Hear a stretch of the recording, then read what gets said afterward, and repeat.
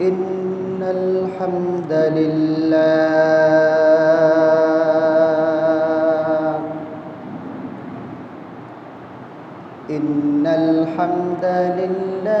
الأكرم الذي خلق الإنسان وكرم وعلمه من البيان ما لم يعلم فسبحان الذي لا يحصى امتنانه باللسان ولا بالقلم نشهد أن لا إله إلا الله وحده لا شريك له ونشهد أن سيدنا وسندنا وحبيبنا ومولانا محمدا عبد الله ورسوله الذي أرسله بالحق بشيرا ونذيرا وداعيا إلى الله بإذنه وسراجا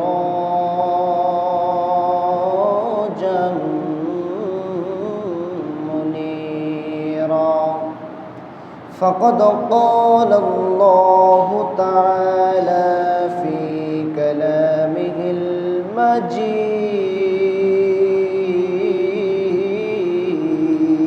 المجيد وفي فرقانه الحميد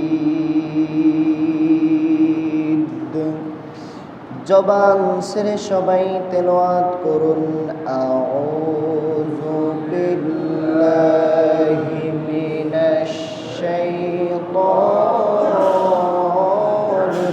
রাজীম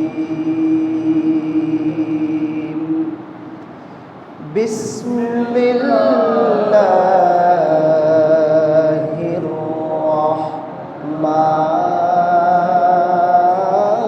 রাহমানির রহিম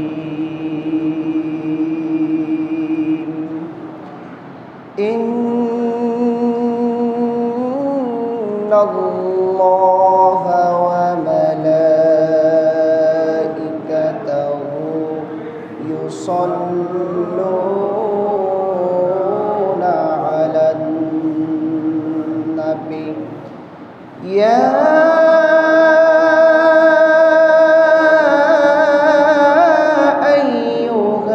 আইয়ুহাল্লাযীনা আমানু সাল্লু আলাইহি ওয়া সাল্লিমু তাসলিমা কেউ জবান বন্ধ করে রাখবেন না উচ্চ আওয়াজে নবীর প্রেমে মাতোয়ারা হয়ে সকলের কণ্ঠকে একত্রিত করে মহাব্বতে দুরুদে ইব্রাহিম পড়ুন আল্লাহুম্মা সাল্লি আলা মুহাম্মাদ ওয়া আলা আলি মুহাম্মাদ কামা সাল্লাইতা আলা ইব্রাহিম ওয়া আলা আলি ইব্রাহিম ইন্নাকা হামিদুম মাজিদ আল্লাহুম্মা বারিক আলা মুহাম্মাদ ওয়া আলা আলি মুহাম্মাদ কামা বারাকতা আলা وعلى آل إبراهيم ইন্নাকা হামিদুম মাজিদ। রব্বি জিদনি ইলমা, রব্বি জিদনি ইলমা, রব্বি জিদনি ইলমা। রব্বি ইশরাহ লি সাদরি ওয়া ইয়াসসির লি আমরি ওয়াহলুল উকদাতাম মিন লিসানি يفقهوا قولي سبحانك لا علم لنا إلا ما علمتنا إنك أنت العليم الحكيم صدق الله العظيم। আমি তো জানি না পাবো কি পাবো না, আল্লাহ তোমার দেয়া সেরা জান্নাত। আমি তো জানি না পাবো কি পাবো না, আল্লাহ তোমার দেয়া সেরা জান্নাত। আমি শুধু জানি নরকের অগ্নি সইতে পারবো না কোনো দিন রাত। আমি তো জানি না পাবো কি পাবো না, আল্লাহ তোমার দেয়া সেরা জান্নাত। আমি তো জানি না পাবো কি পাবো না, আল্লাহ তোমার দেয়া সেরা জান্নাত। আলহামদুলিল্লাহ, সমস্ত প্রশংসা সেই মহান রব্বে কারীমের দরবারে, যে মহান মালিক আমাকে আপনাকে অত্যন্ত ভালোবেসে মহাব্বত করে সপ্তাহের বছরের শ্রেষ্ঠ মাস রমজান মাস, সপ্তাহের শ্রেষ্ঠ দিন জুমার দিন, শ্রেষ্ঠ মাসের শ্রেষ্ঠ দিনে জুমার দিনে জুমার নামাজ আদায়ের উদ্দেশ্যে যে মহান রব আমাকে আপনাকে মসজিদে আসার মতো বসার মতো সুযোগ করে দিলেন, সে মহান রব্বে কারীমের দরবারে মাথা অবনত চিত্তে প্রাণবন্ত আওয়াজে উচ্চ আওয়াজে সকলে সমস্বরে একযোগে শুকরিয়া জ্ঞাপন করছি, বলছি আলহামদুলিল্লাহ। আর একটা বার জোরে আওয়াজে বলুন না আলহামদুলিল্লাহ। দরুদ আর সালাম পাঠ করছি যিনি আমাদের নবী সাইয়্যিদুল মুরসালিন খাতামুন নবিয়্যিন উসওয়ায়ে হাসানা জনাবে মুহাম্মদুর রাসূলুল্লাহ সাল্লাল্লাহু আলাইহি ওয়াসাল্লাম। প্রিয় উপস্থিতি, কেমন আছেন সবাই? ভালো রাখার মালিক কে? আল্লাহ। আমরা যেভাবে আছি ভালো আছি, সবচেয়ে ভালো আছি আমরা রমজান মাস পেয়ে, ঠিক কিনা? আল্লাহ তাআলা আমাদের নসিবে রমজান মাস নাও রাখতে পারতেন, আমরা পেয়েছি, খুশি হয়ে বলছি আলহামদুলিল্লাহ। আজকে কততম রমজান? 18তম রমজান। রমজানও অর্ধেক চলে গিয়েছে, বিদায় নিচ্ছে। একটাবার উপলব্ধি করেছেন আপনি আমি কি আমাদের জীবনের গুনাহ মাফ করে নিতে পেরেছি? পেরেছি? রোজাটা কি? ইসলামের খুঁটি, ইসলামের খুঁটি। কেউ যদি ইসলাম ধর্ম গ্রহণ করতে চায়, ইসলামের সুশীল ছায়াতলে শান্তির ধর্মে আসতে চায়, তাহলে তাকে 5টি ফরজ মেনে নিতে হবে। তার মধ্যে রমজান একটি ফরজ। রমজান একটি ফরজ ইবাদত। এ রমজান 12টি মাসের মধ্যে একটি মাস। এই রমজান মাস সবচেয়ে উত্তম মাস, এবং এই রমজান মাসের মধ্যে একটি রজনী আছে। জানা থাকলে গলার আওয়াজ উঁচু করে বলেন তো দেখি, সেই রজনীর নাম কি? আর একটাবার জোরে বলেন, লাইলাতুল কদর। এই রজনীটা এত উত্তম, আল্লাহর হাবিব বলেন হাজারো মাস হাজারো বছরের চাইতেও অধিকতম উত্তম রজনী হচ্ছে লাইলাতুল কদরের রজনী, ঠিক কিনা?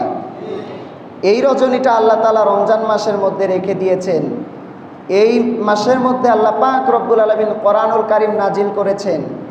এই মাসের তাৎপর্য গুরুত্ব নিয়ে ইতিপূর্বে আপনাদেরকে আমি বলেছি। আজকে আলোচনার বিষয় হবে যাকাত সম্বলিত। আজকের আলোচনার বিষয় যাকাত। বলেন তো দেখি, যাকাত ইসলামের স্তম্ভের বাহিরে নাকি ভিতরে? ভিতরে। কেমন ভিতরে? ইসলামের স্তম্ভ কয়টি? জোরে বলেন। 5টি। প্রথম নাম্বার কি? কালিমা। 2 নাম্বার? তারপরে 3 নাম্বার? ভুল বললেন। 3 নাম্বার কি? হ্যাঁ, যাকাত। 3 নাম্বার? 4 নাম্বার? হজ। 4 নাম্বার? 5 নাম্বার? রোজা। তাহলে রোজা কয় নাম্বার? যাকাত কয় নাম্বার? আসুন হাদিস শরীফে দেখে আসি কয় নাম্বারে আছে, মিলাবেন ইনশাআল্লাহ। আল্লাহর হাবিব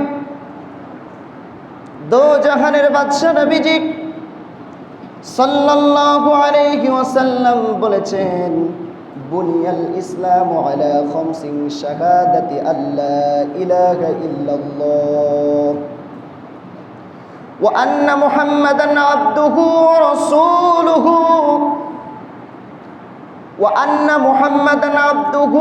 রাসূলুহু ওয়া ইকামিস সালাহ ওয়া ইতাইজ যাকাহ ওয়াল হজ্জি ওয়া সাওমির রমাদান। 1 নাম্বার কি বলেছি? আন্না লা ইলাহা ইল্লাল্লাহ ওয়া আন্না মুহাম্মাদান আবদুহু ওয়া রাসূলুহু সাল্লাল্লাহু আলাইহি ওয়াসাল্লাম। 1 নাম্বার। 2 নম্বরে ওয়া ইকামিস সালাহ। 3 নম্বর হলো ওয়া ইতাইজ যাকাত। 4 নম্বর হলো ওয়াল হজ্জ। 5 নম্বর হলো ওয়া সাওমির রমাদান। এই 5টি স্তম্ভকে, এই 5টি ফরজকে যে ব্যক্তি মেনে নিতে পারবে সেই হবে। বলেন বলেন, আলোচনায় আছেন আপনারা? এদিকে খেয়াল করেন, ওদিকে নয়, এদিকে খেয়াল করেন, আমি কি বলি সেটা শোনেন। এই 5টি স্তম্ভ যিনি মেনে নিতে পারবেন তিনি হবেন মুসলমান, ইসলামের সুশীল ছায়াতলে আসবেন। কালেমা যেমন করে আপনার উপরে ফরজ, কালেমা পড়লেন, কালেমার ওয়াদা দিলেন আল্লাহ ছাড়া কোনো মাবুদ নাই, রাসূল সাল্লাল্লাহু আলাইহি ওয়াসাল্লাম আমাদের নেতা রাসূল, এ সাক্ষ্য দেওয়ার পরে আপনার উপরে যেমন করে নামাজ ফরজ হয়ে গেল, নামাজের পরপরই আপনার উপরে যাকাত ফরজ হয়ে গেল, যাকাতের পর আসলো আপনার উপরে হজ, এরপরে আসলো আপনার উপরে রমজান মাসের রোজা। আমরা সারা জীবন পড়ে এসেছি কালেমা, নামাজ, রোজা, হজ, যাকাত। যাকাতকে শেষে দিয়ে দিয়েছি। যাকাত কিন্তু মিডিল পয়েন্টে আছে, মাঝখানে আছে। যাকাত শেষে নয়, মাঝে আছে। আপনি যদি কোরআনুল কারীমের মধ্যে তালাশ করেন, হাফেজ সাহেবরা তেলাওয়াত করে ওয়াকিমুস সালাতা ওয়া আতুজ যাকাতা। নামাজের পর কি বলছে? যাকাত। আবার হাদিস শরীফের মধ্যেও আছে ওয়া ইকামিস সালাতি ওয়া ইতাইজ যাকাত। তাহলে সব জায়গায় নামাজের পরে যাকাত, আমরা নিয়ে গিয়েছি শেষে। যাকাতকে আল্লাহ পাক রব্বুল আলামিন, আল্লাহর হাবিব রাসূল আকরাম সাল্লাল্লাহু আলাইহি ওয়াসাল্লাম মাঝখানে দিলেন কেন? একটু খেয়াল করেন। যাকাত আল্লাহ পাক রব্বুল আলামিন নামাজের পরপরই কেন দিলেন? কালেমা গ্রহণ করার পরে আপনার উপরে নামাজ, আর নামাজের পরেই যাকাত, যাকাতের পরে হজ, হজের পরে রোজা। এখন 5টা স্তম্ভের মধ্যে 2টা হলো এই পাশে আর 2টা হলো এই পাশে, মাঝখানে রইল যাকাত। অর্থাৎ যাকাত মিডিল পয়েন্টে দেওয়ার কারণ হলো ইসলামের স্তম্ভ 5টি। কয়টি? চিল্লায়ে বলেন কয়টি? ইসলামের স্তম্ভ হলো 5টি। কালেমা গ্রহণ করলেন, কালেমা একটি খুঁটি। আপনি নামাজ কায়েম করলেন, নামাজ একটি খুঁটি। আপনি যাকাত প্রদান করলেন, যাকাত একটি খুঁটি। আপনি হজ পালন করলেন, হজ একটি খুঁটি। আর আপনি রমজান মাসের রোজা রাখলেন, রোজা একটি খুঁটি। একটা তাবুকে যদি আপনি টানান, আল্লাহর হাবিব তাবুর সঙ্গে উদাহরণ দিয়ে বলেছেন, তাবু যদি টানানো হয়, তাবু টানানোর সময় 4 কোণায় 4 কর্নারে 4টা খুঁটি দেওয়ার পরে তাবুটা লেভেলে আসে, কিন্তু ওই তাবুটা উঁচু করে ধরার জন্য মাঝখানের একটা খুঁটির প্রয়োজন আছে না নাই? বলেন আছে না নাই? 4 কর্নারে 4টা খুঁটি দেওয়ার পরে যেমন করে তাবুটা লেভেলে আসে, মাঝখানের খুঁটি দেওয়ার কারণে তাবুটা উঁচু হয়ে যায়। যাকাত আল্লাহ পাক রব্বুল আলামিন মিডিল পয়েন্টে রাখার কারণ হলো, মাঝখানে রাখার কারণ হলো তাবুটাকে যেমন উঁচু করতে মাঝের খুঁটির প্রয়োজন হয়, ইসলামের মধ্যে ইসলামকে মাথা উঁচু করে দাঁড় করাতে, ইসলামকে মাথা উঁচু করে দাঁড় করাতে, ইসলামের আধিপত্য বিস্তার প্রচার ঘটানোর জন্য, ইসলামকে বিশ্বের বুকে, পৃথিবীর বুকে উঁচু করে ধরার জন্য যাকাত নামক আল্লাহ পাক রব্বুল আলামিন বিধান দিয়ে দিলেন। এই যাকাত নামক বিধানের মাধ্যমে ইসলামটা উঁচু হয়ে মাথা উঁচু করে দাঁড়াবে। তাহলে বুঝে আসছে যাকাত কেন মিডিল পয়েন্টে দিলেন? বুঝতে পেরেছেন? তাহলে এই ভুল আমরা কখনোই করব না। নামাজের পরে কি আসবে? বলেন বলেন। নামাজের পরে যাকাত আসবে। যাকাত এমন একটি সমাজ ব্যবস্থা, এই যাকাতের মাধ্যমে ইসলাম আরো প্রচার হয়, ইসলাম আরো উঁচু হয়। এর কারণ হলো যাকাত যিনি আদায় করেন তার সিগনিফিকেন্স, তাৎপর্য 2টা। বলেন কয়টা? জোরে বলেন কয়টা? 1 নাম্বার, কোনো ব্যক্তি যদি যাকাত আদায় করে, যাকাত আদায় করার ফলে তার সম্পদ পবিত্র হয়। কি হয়? জোরে বলেন কি হয়? যাকাত আদায় করার পরে আপনার সম্পদ পবিত্র হয়ে যায়। 2 নম্বরে, কোনো ব্যক্তি যদি যাকাত আদায় করে, যাকাত আদায় করার ফলে তার অন্তরাত্মা পবিত্র হয়, অন্তরে কলুষিত দূর হয়, অন্তরে ঘৃণা দূর হয়, অন্তরটাকে পরিষ্কার করে কলুষ মুক্ত করে যিনি পবিত্র বানিয়ে দেন, উদার বানিয়ে দেন। গলার আওয়াজ উঁচু করে বলেন তিনি কি? উদাহরণ দিলে বুঝতে পারবেন। বর্তমান সমাজ ব্যবস্থায় যাদের উপরে যাকাত ফরজ হয়েছে, হকভাবে সঠিকভাবে যে ব্যক্তি যাকাত আদায় করে না, যাকাত না আদায় করার কারণে তার সম্পদের মধ্যে ভেজাল আছে না নাই?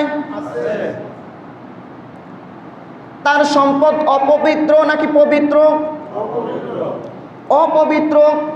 যাকাত না আদায় করার কারণে প্রথমত তার সম্পদ হয়ে গেল অপবিত্র, 2 নম্বরে জাকাত না আদায় করার কারণে তার মন মানসিকতা এত নিচু পর্যায়ে চলে গিয়েছে, লক্ষ্য করলে দেখবেন, উদাহরণ দিলে বুঝবেন, নিজের সঙ্গে মিলিয়ে নেন। যারা সঠিকভাবে হকভাবে জাকাত আদায় করে না, তাদের সম্পদ হচ্ছে অপবিত্র। অপবিত্র সম্পদ খাইতে খাইতে তার অন্তরের মধ্যে এমন কালো ঘৃণাজনক দাগ জমিয়ে ফেলেছে, তারা শুধু মানুষের সমালোচনায় ব্যস্ত থাকে। কথা বলেন ঠিক কিনা?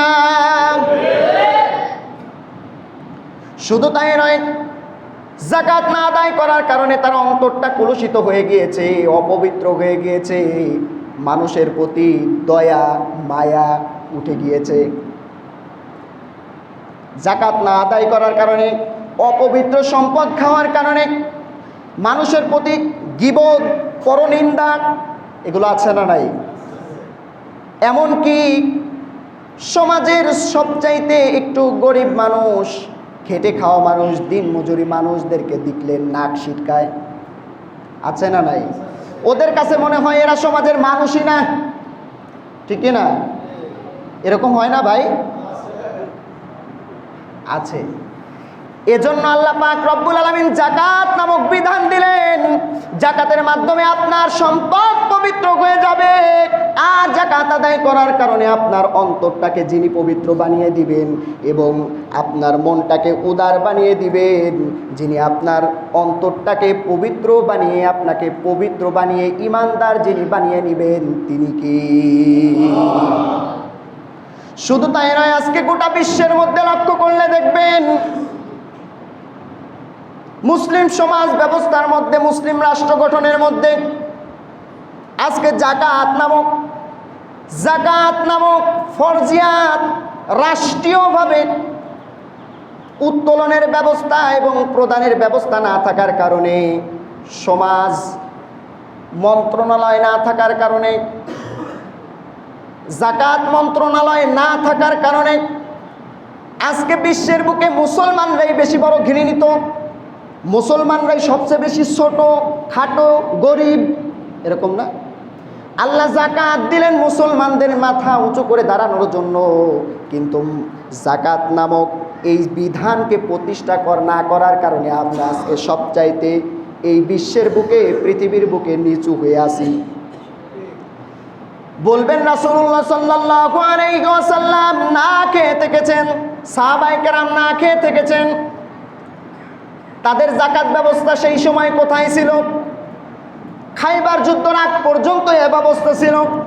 খাইবার যুদ্ধের পরে যখন যাকাত উত্তোলন হলো, যাকাত প্রদান হলো, সঠিকভাবে বন্টন হলো, যেদিন থেকে যাকাত ব্যবস্থা চালু হয়েছে ওই দিন থেকে একটা সাহাবীও না খেয়ে থাকে নাই। ওই দিন থেকে প্রত্যেকটা সাহাবীর কাছে হাজার হাজার কোটি টাকার মানুষ তারা হয়েছে। শুধু তাই নয়, যাকাত দেওয়ার জন্য 8টা খাত প্রয়োজন, তাদের কাছে এত সম্পদ জমা হয়েছে, এই 8টা খাতের মানুষ তারা খুঁজে পেতেন না। যাকাত নিয়ে অস্থির হয়ে যেতেন, আমার যাকাতটা কার কাছে দিব, কার কাছে দিয়ে আমি আমার বোঝা মুক্ত হব। আজ আমাদের সমাজের মধ্যে, আমাদের রাষ্ট্রের মধ্যে, আমাদের বিশ্ব মুসলিম ব্যবস্থার মধ্যে যাকাত নামক বিধান সঠিকভাবে উত্তোলন আর প্রদান না থাকার কারণে গরিব মানুষ গরিবই হয়, আর বড়লোক শুধু বড়লোকই হয়ে যায়। এ করে সুদের ব্যবসা রমরমাট আর জমজমাট হয়ে বাড়ছে। কথা বলেন ঠিক কিনা? যাকাত দিলে আপনার সম্পদ বৃদ্ধি পায়, যাকাত দিলে সম্পদ বৃদ্ধি পায়। কোরআনে কারিমে আল্লাহ পাক রব্বুল আলামিন সুন্দর করে নবীজিকে জানিয়ে দিলেন। আল্লাহ পাক রব্বুল আলামিন বলেন, খুয মিন আমওয়ালিহিম সাদাকাতান তুতাহহিরুহুম ওয়া তুযাক্কিহিম বিহা। হে নবী, তাদের কাছ থেকে ধন সম্পদগুলা সাদাকা হিসাবে আপনি গ্রহণ করেন এবং সমানভাবে প্রদান করে দেন। তাদের কাছ থেকে সম্পদগুলা, সম্পদের যাকাতগুলা, সাদাকাগুলা সুন্দরভাবে উত্তোলন করেন আর তাদের সম্পদগুলাকে পবিত্র বানিয়ে দেন। যাকাত দিলে সম্পদ পবিত্র হয়, আল্লাহ পাক রব্বুল আলামিন সে ঘোষণা করে দিয়েছেন। আর যাকাত দিলে সম্পদ বৃদ্ধি পায়। যাকাত দিলে সম্পদ বৃদ্ধি পায়। যাকাতকে আল্লাহ পাক রব্বুল আলামিন ফরজ বিধান করে দিয়েছেন এবং সুদকে করেছেন হারাম। আজ আমাদের গোটা বিশ্বের মধ্যে সুদকে আমরা এমন পর্যায়ে নিয়ে গিয়েছি, সেটা হালালের মতো অহরহ ব্যবস্থা হচ্ছে। আর যাকাত হয়ে যাচ্ছে নিস্তব্ধ, যাকাত হয়ে যাচ্ছে নিশ্চিহ্ন। কথা বলেন ঠিক কিনা? কোরআনে কারিমে আল্লাহ পাক রব্বুল আলামিন আবার বলছেন, ইয়ামহাকুল্লাহুর রিবা ওয়া ইউরবিস সাদাকাতি ওয়াল্লাহু লা ইউহিব্বু কুল্লা কাফফারিন আসীম। আল্লাহ পাক রব্বুল আলামিন বলেন, সুদকে যারা সুদের সাথে জড়িত আছে তাদের সম্পদকে আল্লাহ পাক রব্বুল আলামিন নিশ্চিহ্ন করে দেন। সুদের সাথে যারা জড়িত থাকবে তাদের সম্পদকে নিশ্চিহ্ন করে দিবেন, তাদের জন্য আখিরাতও নিশ্চিহ্ন করে দিবেন। পক্ষান্তরে যারা যাকাতের সঙ্গে থাকবে, সাদাকার সঙ্গে থাকবে, তাদের সম্পদকে আল্লাহ পাক রব্বুল আলামিন দুনিয়াতেও বৃদ্ধি করে দিবেন এবং কিয়ামতের ময়দানে তাদের জন্য আখিরাত বহু গুণে বৃদ্ধি করে দিয়ে তাদের জান্নাতের ব্যবস্থা করে দিবি। যাকাতের সঙ্গে থাকার কারণে আপনার সম্পদ কিভাবে বৃদ্ধি পায়? কোরআনে কারিমে আল্লাহ পাক রব্বুল আলামিন সে কথাও সুন্দর করে জানিয়ে দিয়েছেন। মাসালুল লাযীনা ইউনফিকুনা আমওয়ালাহুম ফি সাবিলিল্লাহি কামাসালি হাববাতিন আমবাতাত সাবআ সানাবিলা ফি কুল্লি সুম্বুলাতিন মিয়াতু হাব্বা ওয়াল্লাহু ইউদাইফু লিমান ইয়াশা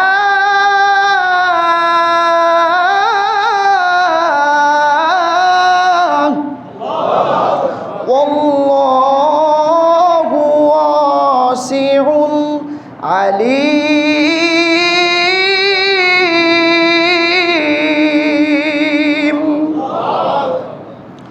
আল্লাহ পাক রব্বুল আলামিন বলেন, যারা যাকাত প্রদান করে, যাকাতের সঙ্গে আছে, তাদের সম্পদকে আমি আল্লাহ পাক রব্বুল আলামিন কিভাবে বৃদ্ধি করব শোনেন। আল্লাহর পথে যাদের সম্পদ ব্যয় হয়, আল্লাহ পাক রব্বুল আলামিন তাদের সম্পদটাকে কিভাবে বৃদ্ধি করবেন? একটি শস্য দানার সঙ্গে তুলনা করেছেন। কি দানা? বলেন। আপনি নিজেও বুঝতে পারবেন উদাহরণ দিলে। আল্লাহ তাআলা কি চমৎকার করে উদাহরণ দিয়েছেন। একটি শস্য দানা, একটি ধানের চারা যদি রোপণ করা হয়, একটি ধানের চারা রোপণ করার পরে ওই ধানের চারা থেকে সাতটা আরো ধানের চারা জন্ম নেয়। সুবহানাল্লাহ বলেন। রোপণ করেছেন কয়টি চারা? জোরে বলেন। আর ওখান থেকে আল্লাহ সাতটা শীষ জন্ম দিয়ে দেন এবং 7টা শীষ জন্ম দেওয়ার পরে ওই 7টা শীষ থেকে এক একটা শীষের মধ্যে আল্লাহ পাক রব্বুল আলামিন 100 করে দানা দিয়ে দেন। রোপণ করেছেন কয়টি? একটি থেকে 7টি শীষ, 7টি থেকে এক একটা শীষের মধ্যে 700 করে, এই 100 করে ধান দিয়ে দেন। তাহলে বলেন তো দেখি, একটা থেকে 7টা শীষ যিনি দাঁড় করালেন তিনি কি? 7টাকে 100 দিয়ে গুণ করে যিনি 700 করে দিলেন তিনি কে? একটা বীজ রোপণ করার কারণে যদি আপনার 700 গুণ বৃদ্ধি হয়, 700 যদি হয় একটা রোপণকৃত চারা, বলেন তো দেখি আপনি যদি যাকাত আদায় করেন 700 গুণের চাইতে যিনি বৃদ্ধি করে দিবেন তিনি কে? আল্লাহর ধনভাণ্ডারে মনে হয় সম্পদ কম। আপনি কার্পণ্যতা করবেন, আল্লাহ আপনার সঙ্গে কার্পণ্যতা করবে। আপনি সুষ্ঠুভাবে যাকাত আদায় করবেন, আপনার সম্পদ পবিত্র হয়ে যাবে এবং আপনি যাকাত আদায় করার কারণে শস্য দানার মতো আল্লাহ পাক রব্বুল আলামিন আপনার সম্পদটাকে 700 গুণের চাইতেও অধিক বৃদ্ধি করে দিবেন। শুধু দুনিয়াতেই দিবেন না, দুনিয়াতে তো দিবেনই, কিয়ামতের ময়দানে, সেই কঠিন মুসিবতের ময়দানে আপনাকে আরো আরো আরো গুণে বৃদ্ধি করে দিয়ে আপনার জন্য জান্নাত নির্ধারণ করবেন। সুসংবাদ যিনি দিয়ে দিবেন তিনি কি? যাকাত আমরা কিভাবে আদায় করব? যাকাত কাদের উপরে ফরজ? আমরা এ সম্পর্কে অবগত আছি, এরপরেও আমি বলি আপনাদেরকে একটু সহজ করে দেওয়ার জন্য। নিসাব পরিমাণ সম্পদ যদি থাকে আপনাকে যাকাত দিতে হবে। নিসাব পরিমাণ সম্পদ থাকলে যাকাত দিতে হবে। নিসাব পরিমাণ সম্পদ কতটুকু? 7.5 ভরি স্বর্ণ এবং 52.5 তোলা রৌপ্য। এই হিসাবটা চলে আসছে রাসূলুল্লাহ সাল্লাল্লাহু আলাইহি ওয়াসাল্লামের সময় থেকে। বলেন তো দেখি, ওই সময় 7.5 ভরি স্বর্ণ এবং 52.5 ভরি রৌপ্যর দাম এক ছিল। অর্থাৎ 7.5 ভরি স্বর্ণ কিনলে যে টাকা লাগতো, 52.5 ভরি রৌপ্য কিনলে একই টাকা লাগতো। এখন কি সমান? বলেন, আগের স্বর্ণের দাম আর এখনকার স্বর্ণের দাম সমান? সমান নয়। এখন স্বর্ণ কত করে ভরি? তাহলে 7.5 ভরি স্বর্ণের দাম কত? 8 লাখ টাকা। তাহলে রৌপ্য কত করে ভরি? 2,2500 টাকা, এরকম এরকম না? তাহলে 52.5 ভরি রৌপ্যর দাম আসবে আপনার 1,25,000 টাকা, মতান্তরে 30,000 টাকা। এর বেশি না। তাহলে আপনি কি স্বর্ণের দাম আর রৌপ্যের দাম সমান হলো? তাহলে কি এখন যদি হিসাব করেন চালাক ব্যক্তিত্ব, আমার সম্পদ 7.5 ভরি স্বর্ণ হয়নি, আমার উপরে যাকাত হয়নি, এরকমটা কিছু? ওলামায়ে কেরাম অভিমত দিয়েছেন, অধিকাংশ ওলামায়ে কেরাম অভিমত দিয়েছেন বর্তমানে যাকাত নির্ধারণ করার জন্য, যাকাত প্রদানের জন্য আপনার 1 বছর সুষ্ঠুভাবে নিজের খরচ চালিয়ে, পরিবারের খরচ চালিয়ে, এরপরে আপনার কাছে যদি গচ্ছিত 40 থেকে 50,000 টাকা থাকে, ওই টাকার যাকাত দিতে হবে। বুঝাইতে পেরেছি? 40 থেকে 50,000 টাকা যদি আপনার কাছে গচ্ছিত থাকে, 1 বছর সুন্দর মতো নিজে চলে পরিবারকে চালিয়ে, এই টাকা যদি ব্যাংকে থাকুক আর যেখানেই থাকুক, এই টাকার যাকাত দিতে হবে। যাকাত কতটুকু? আপনার গচ্ছিত সম্পদ থেকে 2.5%। কত পার্সেন্ট? যেমন ধরেন আপনি স্বর্ণরৌপ্যর হিসাব করলেন বা গচ্ছিত টাকার হিসাব করলে আপনার কাছে আসলো 1 লক্ষ টাকা। 1 লক্ষ টাকার যাকাত 2.5% করলে কত আসে? 2,500, 2500 টাকা। কত টাকা? এভাবে করে আপনার যত সম্পদ আছে আপনি সবগুলাকে একত্রিত করে হিসাব করে 10 লক্ষ টাকা যদি আপনি হিসাব করেন, 2.5% দিয়ে আপনি হিসাব করে যে টাকাটা আসবে ওইটাই আপনার জন্য যাকাত। এখন যাকাতটা আপনি কোথায় দিবেন? যাকাত কি সব জায়গায় দেওয়া যাবে? বলেন। যাকাত দেওয়ার মতো 8টি খাত কোরআনে আল্লাহ পাক রব্বুল আলামিন ঘোষণা করেছেন। কয়টি? যাকাত কি মসজিদে দেওয়া যাবে? মাদ্রাসায় দেওয়া যাবে? আমাদের অনেকের টেন্ডেন্সি মাদ্রাসায় যাকাত খায়। মাদ্রাসায় যাকাত দেওয়া যাবে, এই কথাটা আপনি আগে ক্লিয়ার হতে হবে। মাদ্রাসা যাকাত খায় না, মসজিদ মাদ্রাসা যাকাত খায় না। মসজিদ মাদ্রাসা নির্মাণের জন্য যাকাত দেওয়া যাবে। মাদ্রাসায় যে ছাত্র পড়ে, এতিম, অসহায় যে সমস্ত স্টুডেন্ট পড়ে, তাদেরকে যাকাত দেওয়া যাবে। কোনো মাদ্রাসা নির্মাণের জন্য যাকাত দেওয়া যাবে না। যাকাত 8টি খাতে দেওয়া যাবে। কোরআনে কারিমে আল্লাহ পাক রব্বুল আলামিন সূরা তাওবার 60 নম্বর আয়াতের মধ্যে আল্লাহ পাক রব্বুল আলামিন সুন্দর করে বলে দিয়েছেন। আপনারা চাইলে কোরআন খুলে দেখতে পারেন, বাড়ি গিয়ে দেখবেন কোন কোন খাতে দেওয়া যাবে। আমি সংক্ষেপে বলে দিচ্ছি।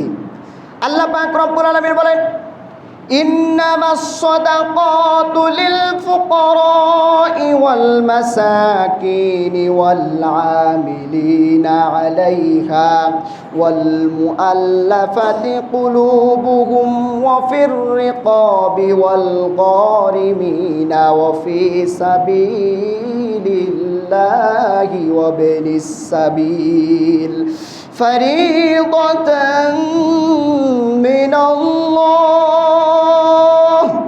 ওয়াল্লাহু আলিমুন হাকীম। 1 নাম্বার, ইন্নামাস সাদাকাতু লিল ফুকারা, ফকির যারা তাদেরকে যাকাত দেওয়া যাবে। ফকির যারা তাদেরকে জাকাত দেওয়া যাবে। 2 নাম্বার ওয়াল মাসাকিন, মিসকিন যারা তাদেরকে জাকাত দিতে হবে। কয়টা খাত গেল? ভালো করে শুনবেন, জাকাত কোথায় দিবেন? ফকিরকে, মিসকিনকে। 3 নাম্বার ওয়াল আমিলিনা আলাইহা, ওয়াল আমিলিনা আলাইহা, আপনার যারা জাকাত উত্তোলন করে, অর্থাৎ আমাদের তো ইসলামী রাষ্ট্র ব্যবস্থা না, ইসলামী রাষ্ট্র ব্যবস্থা খেলাফত সময় যেরকমটা ছিল যে জাকাত উত্তোলনের জন্য লোক নির্ধারিত ছিল, ফান্ড ছিল বা মন্ত্রণালয় ছিল, তারা সুন্দরভাবে জাকাত উত্তোলন করত এবং বন্টন করত। আমাদের এই ব্যবস্থা আছে? যারা উত্তোলন করত এবং বন্টন করত তাদেরকে বেতন দিতে হতো না? এই তাদেরকে জাকাত দেওয়া যাবে, তারা জাকাতের টাকা খাইতে পারবে। বলছেন কে? আল্লাহ পাক রব্বুল আলামিন। 3 নাম্বার গেল। 4 নাম্বারে ওয়াল মুআল্লাফাতি কুলুবুহুম, ক্ষেত্র বিশেষ কিছু কাফের মুশরিকদেরকে জাকাত দেওয়া যাবে, যাদেরকে ইসলামের দিকে আকৃষ্ট করা যাবে, যারা ইসলামের সৌন্দর্য প্রকাশ পেয়ে ইসলামের দিকে ধাবিত হবে, তাদেরকে জাকাত দিতে পারবেন। গণহারে কোনো কাফের মুশরিককে জাকাত দেওয়া যাবে? যাদেরকে আপনি ইসলামের দিকে আকৃষ্ট করতে পারবেন বা ইসলামের সৌন্দর্য তার কাছে ভালো লেগে ইসলামের দিকে আসবে, ওই ব্যক্তিকে জাকাত দেওয়া যাবে। আর নতুবা গণহারে কাফের মুশরিকদের জাকাত দেওয়া যাবে। এরপরে কয়টা গেল?